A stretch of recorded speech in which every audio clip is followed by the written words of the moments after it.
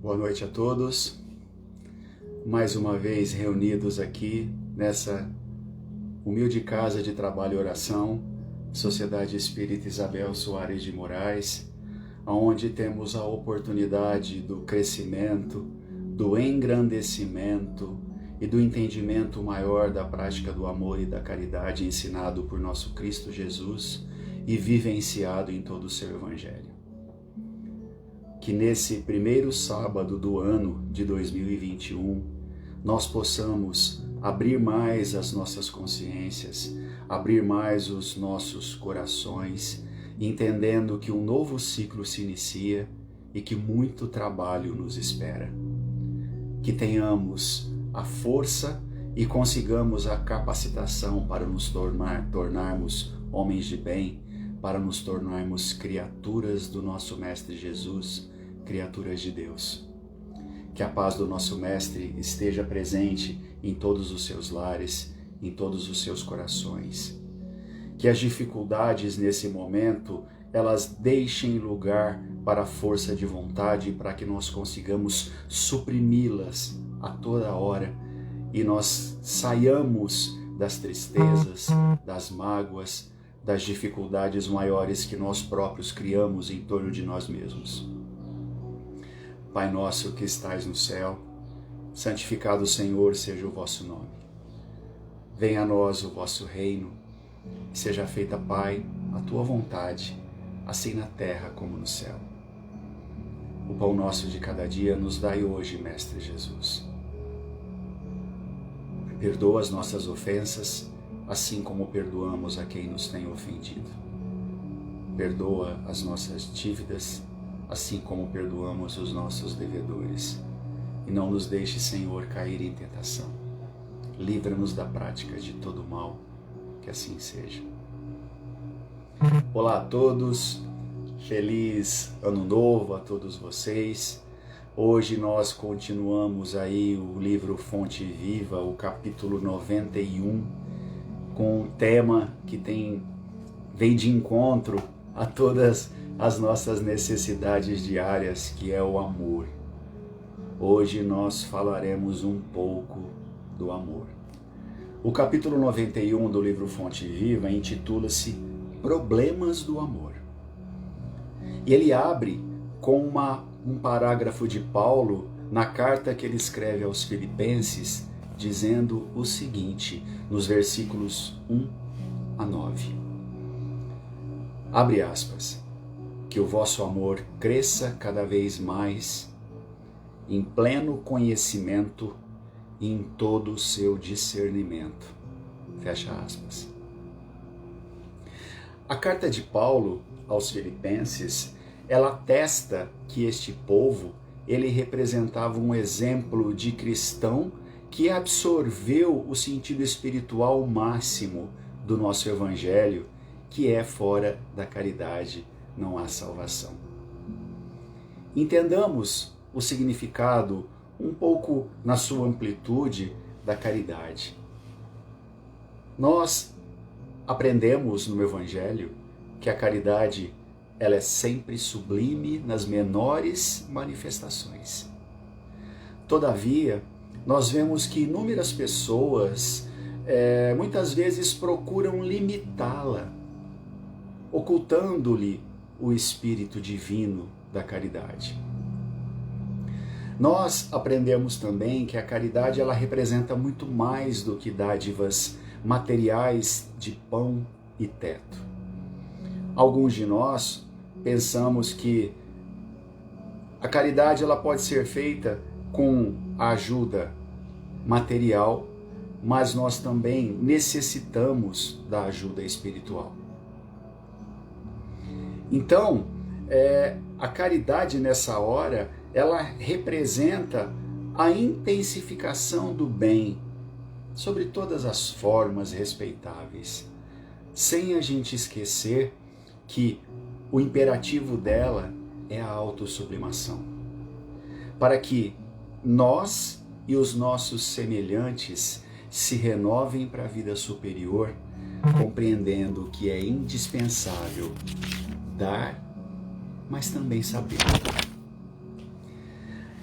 A palavra, a virtude e caridade, ela engloba muitos outros itens num homem de bem ou num homem que as pratica na sua íntegra e na sua máxima. Para que nós tenhamos a caridade dentro de nós, é necessário que nós tenhamos consciência. Necessário também que nós tenhamos o conhecimento, que saibamos dar o pão e também dar a luz. Que nós saibamos dar o amparo e tenhamos a iluminação para dá-lo. Que nós precisamos também da bondade para ser um homem de caridade, um homem caridoso e, sobretudo, o sentimento do amor. Caridade em si, ela não significa só receber e dar. Ela também simboliza e nos ensina que caridade é também ensinar e é também aprender. A epístola de Paulo aos Filipenses, ele traz aí um apelo a todos os cristãos e pede-lhes da seguinte forma, abre aspas, que vivam de maneira condigna com o Evangelho, em unidade, em harmonia e generosidade, sem lamúrias nem queixas, mantendo sempre diante de si o nosso Mestre Jesus como modelo supremo de toda a ação moral. Os filipenses eram um povo, uma comunidade pobre em bens materiais, mas eles eram sinceramente devotados ao Evangelho. Eles praticavam os ensinamentos de Paulo e vivenciavam a caridade. Filipos era uma cidade da Macedônia Oriental, situada na Grécia, e a sede da comunidade cristã.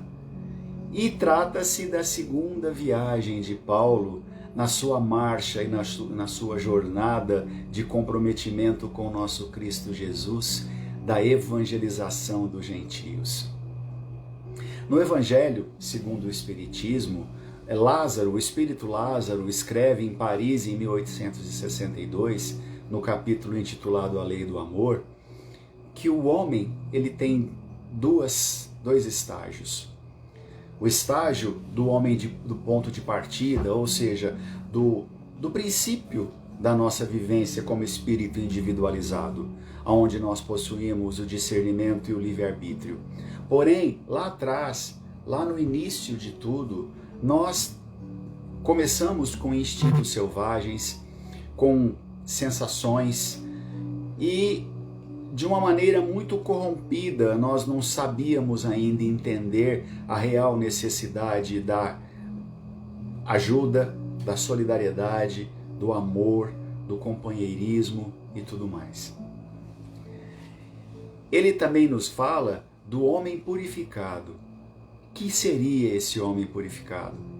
Seria o homem ou o espírito que tem sentimentos trabalhados, sentimentos elaborados, sentimentos elevados, aonde o amor é o seu maior requinte. E principalmente, um homem purificado é o homem que conseguiu vencer todos os seus instintos. É essa a nossa grande batalha. A todo momento nós procuramos vencer os nossos instintos. Em algumas das vezes nós entendemos que o instinto acaba nos vencendo, mas nós temos que ser superiores a toda essa dificuldade, porque o espírito, nós todos, somos um campo aberto a ser cultivado. Toda a nossa riqueza futura, ela depende única e exclusivamente do nosso trabalho atual. O que nós estamos fazendo hoje para construirmos um espírito melhor no futuro?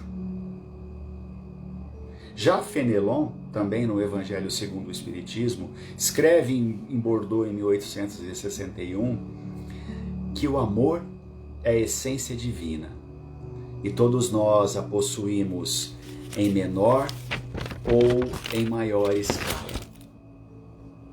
Emmanuel, por sua vez, ele explica que o amor é a força divina do universo. Porém, é imprescindível que nós tenhamos muita vigilância para que não desviemos a justa aplicação desse sentimento maior. Nós, como criaturas humanas, costumamos nos desviar muito dos caminhos melhores e maiores que nós temos a oportunidade de seguir.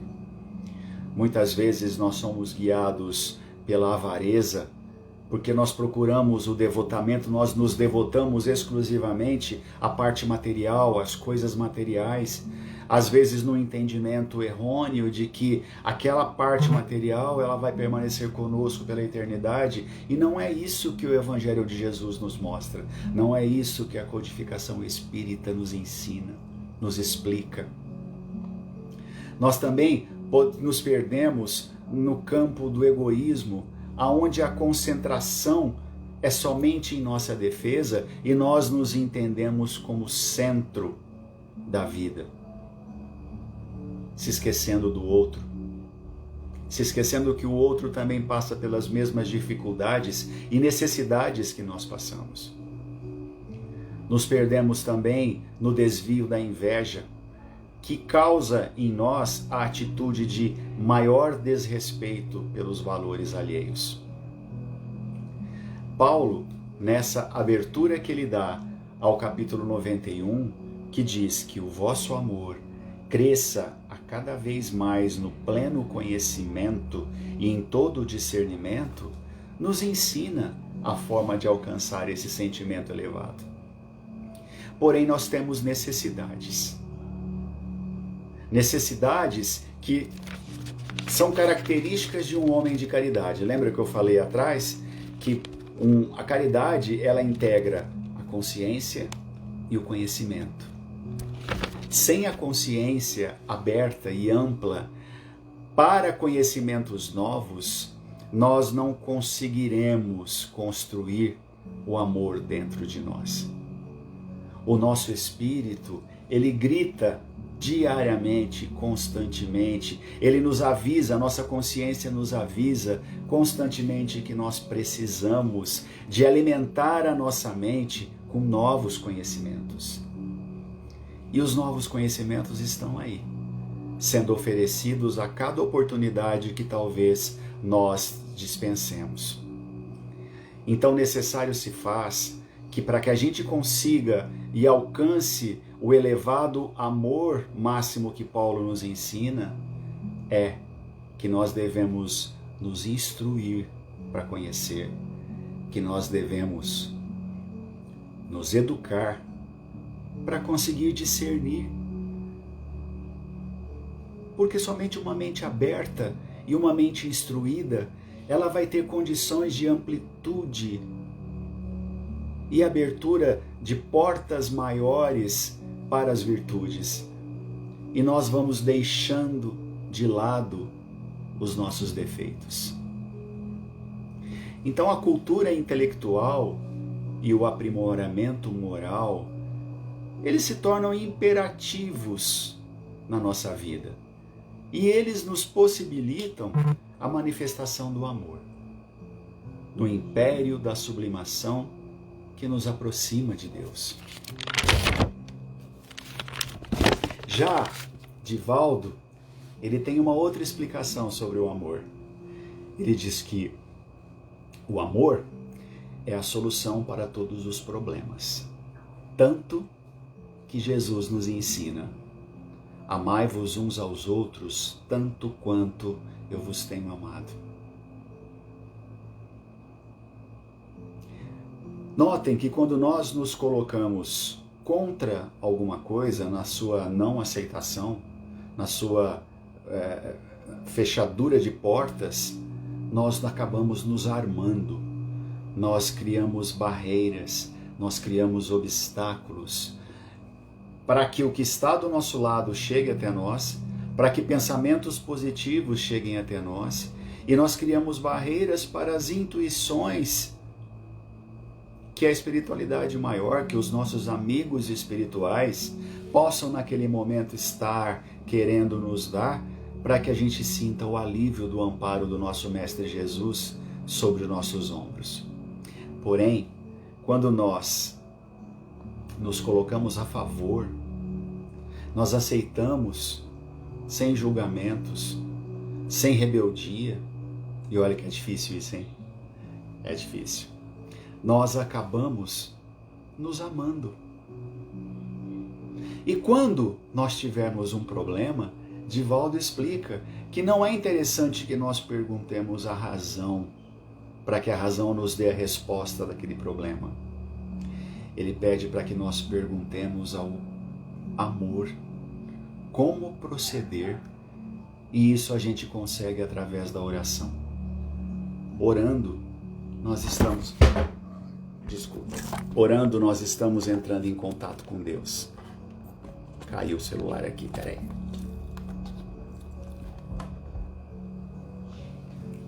E orando, nós também estamos evidenciando a Deus, nos evidenciando a Ele, como criaturas cheias de defeitos, necessitadas de amparo, necessitadas de perseverança, para que nós consigamos caminhar mais alto, e entendendo que só nós conseguiremos caminhar mais alto se chegarmos à prática máxima do amor.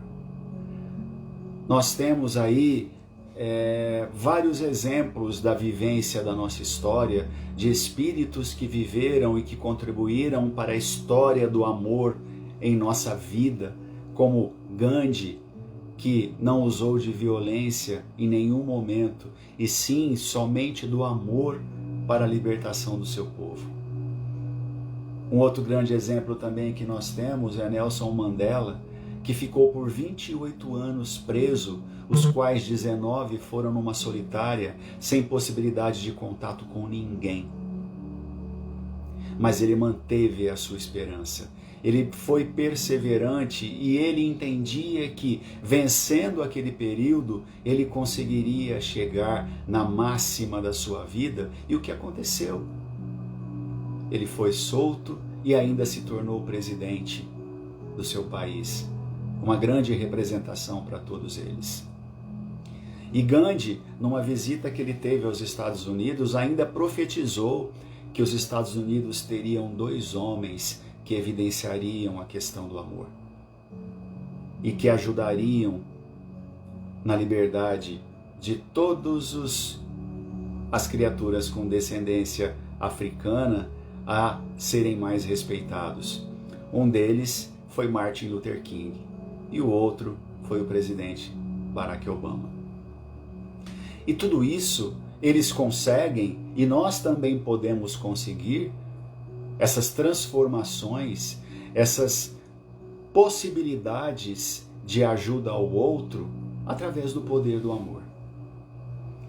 O amor, ele é capaz de mudar a estrutura até do nosso próprio planeta.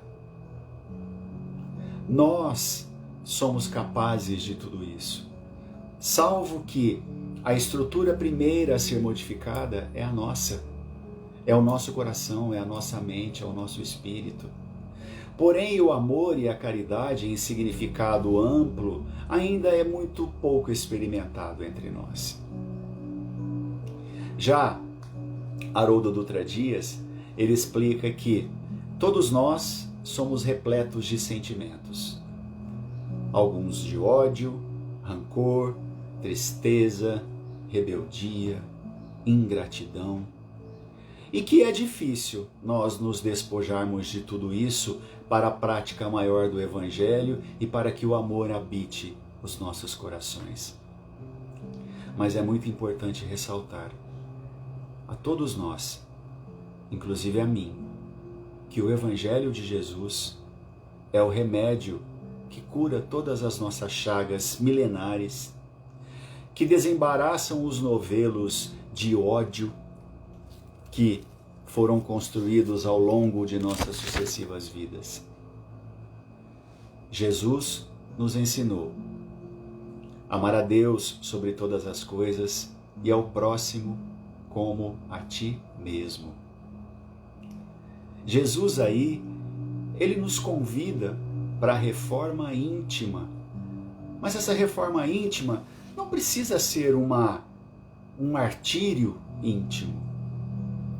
ela pode ser doce, ela pode ser feita com calma, ela pode ser feita passo a passo. Nós não precisamos ficar nos autoflagelando ou nos culpando pelos nossos erros e pelas nossas falhas. A culpa, ela nos leva ao arrependimento, porém o excesso dela, ela nos leva à paralisia, porque ela nos leva ao medo. E o medo nos leva à inconsistência da fé, à falta de confiança na providência divina, à falta de confiança no nosso Mestre Jesus, que está no leme de todas as nossas vidas. Tanto é que a todo momento ele nos exemplifica com alguma coisa. Jesus, ele nos vê na infância espiritual. Imaginemos, por exemplo, como se nós estivéssemos hoje adentrando o campus da universidade onde nós vamos cursar o 3º nível. Ao lado do campus tem um jardim da infância. Aí a gente pode ver ali, entrando na faculdade, que no jardim da infância tem várias crianças que brincam, outras que choram, outras que leem, enfim. E o homem que entra à faculdade e olha para o jardim da infância, ele olha tudo aquilo com ternura, porque ele sabe que todas aquelas crianças chegarão ao momento em que ele se encontra hoje. Chegarão à fase adulta, chegarão ao discernimento, chegarão à idade em que eles conseguirão aprender e buscar ainda mais conhecimento. E é assim que Jesus nos vê. Jesus nos vê como se nós estivéssemos, o que é a realidade, na nossa infância espiritual. Mas ele tem a plena certeza de que nós chegaremos à condição de homem integral, que nós chegaremos à condição de espíritos melhores e maiores. Ele mesmo disse: vós sois deuses e podeis fazer o que eu faço e muito mais. E ele espera isso de todos nós, com calma, com paciência, entendendo os nossos limites e as nossas dificuldades e sabendo esperar. Coisa que muitas vezes nós não conseguimos fazer conosco mesmo. E quando nós conseguimos conquistar intimamente o sentimento do amor, ou o sentimento das grandes virtudes, ele vai começar a se transbordar dentro de nós. Transbordando o sentimento dentro de nós, aí nós conseguiremos transportar tudo aquilo que somos e tudo aquilo que temos ao nosso semelhante. Porém, existe uma controvérsia aí entre amar a si mesmo com um pouco de egoísmo. Mas é necessário, nessa hora, que nós tenhamos o equilíbrio. Nós temos que buscar o caminho do meio. É a chamada porta estreita que Jesus diz que nós devemos passar. Essa porta estreita, ela nos denota que nós deveremos ter 50% de equilíbrio no nosso amor próprio e 50% de equilíbrio no amor ao próximo. Esse equilíbrio é extremamente desafiador para todos nós, porque aí nós teremos que desenvolver também a indulgência e a compreensão, entendendo que a indulgência, ela nos faz refletir e nos colocarmos no lugar daquele que nos ofendeu, procurando enxergar nele aquilo que ele tem de melhor e não aquilo que ele tem de pior. E através desse prisma, desse raciocínio, nós conseguimos melhorar a nossa compreensão. Porque talvez aquele que nos ofendeu não sabia o que estava fazendo.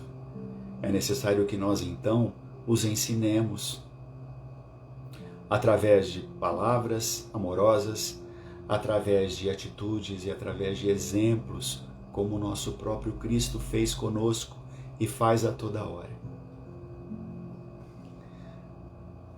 Um outro divulgador espírita, ele também tem um outro entendimento do que é o amor.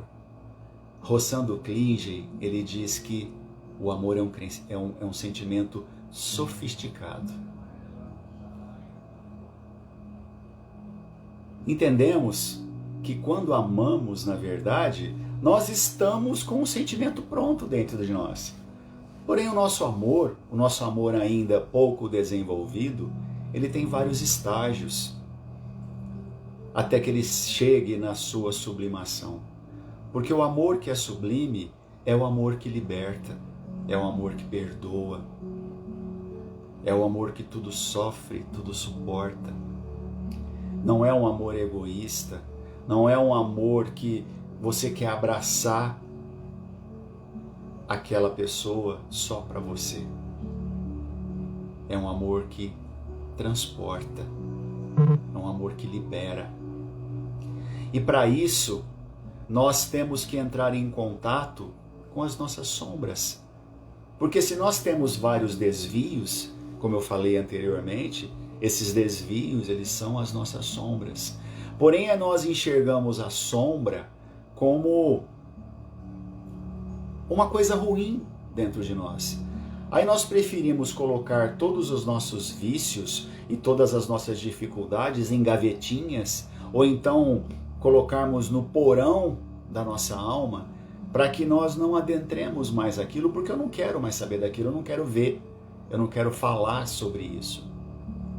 Mas é extremamente necessário que nós falemos com as nossas sombras, porque as sombras, na verdade, as nossas sombras, nada mais são do que nós mesmos, nada mais são do que os caminhos escolhidos por todos nós, aos quais nós passamos, e talvez caminhos muito desviados de Deus.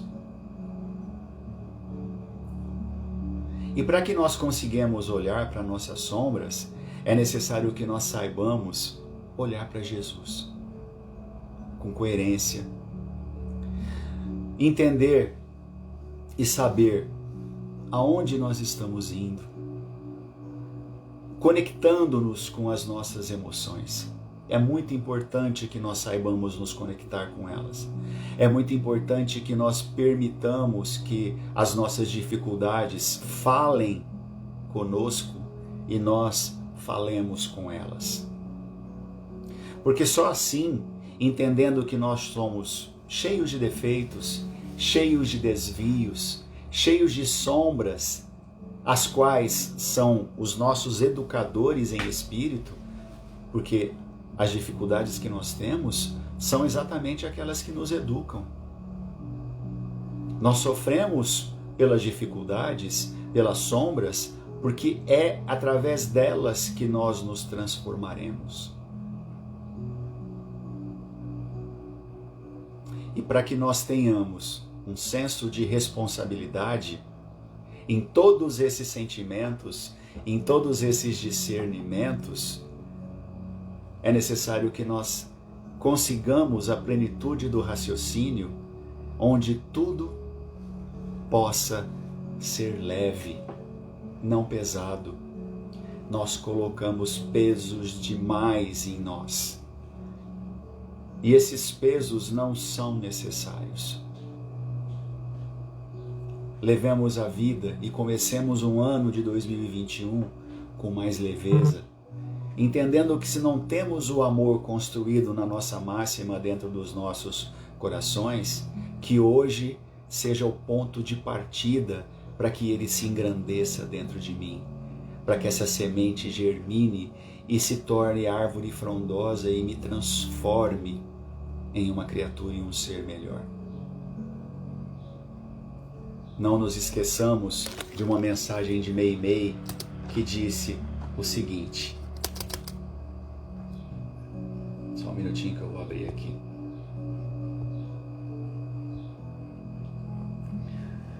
Meimei diz: não nos esqueçamos de que a floresta se levantou de sementes quase invisíveis. Talvez nós não estamos sabendo enxergar as sementes plantadas dentro de nós. Então, reguemos essas sementes com confiança, com vontade de mudança, com perseverança, porque tudo nós temos que perseverar. Nenhuma sombra ela se tornará permanente dentro de nós, desde que não queiramos que ela se torne. Usemos o Evangelho do nosso Cristo como real remédio, como verdadeiro remédio que o é. Nele estão contidos todas as luzes e todos os ensinamentos que a gente pode ter e seguir como exemplo. Eu gostaria de ler para vocês o capítulo 91 na sua íntegra, para que a gente finalize esse bate-papo sobre o amor, sobre o maior sentimento do nosso mundo, sobre o melhor sentimento que o nosso Cristo Jesus nos mostrou. Vamos lá. O amor é força divina do universo, assim diz Emmanuel. É imprescindível, porém, muita vigilância para que não a desviemos na justa aplicação. Quando um homem se devota de maneira absoluta aos seus cofres perecíveis, essa energia no coração dele denomina-se avareza.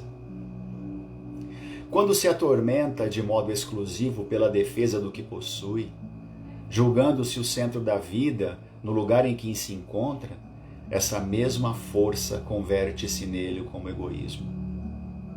Quando só vê motivos para louvar o que representa, o que sente e o que faz, com manifesto desrespeito aos valores alheios, o sentimento que predomina em sua órbita chama-se inveja.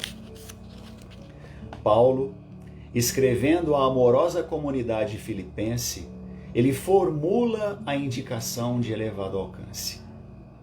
Assegura que o amor deve crescer cada vez mais no conhecimento e no discernimento, a fim de que o aprendiz possa aprovar as coisas que são excelentes.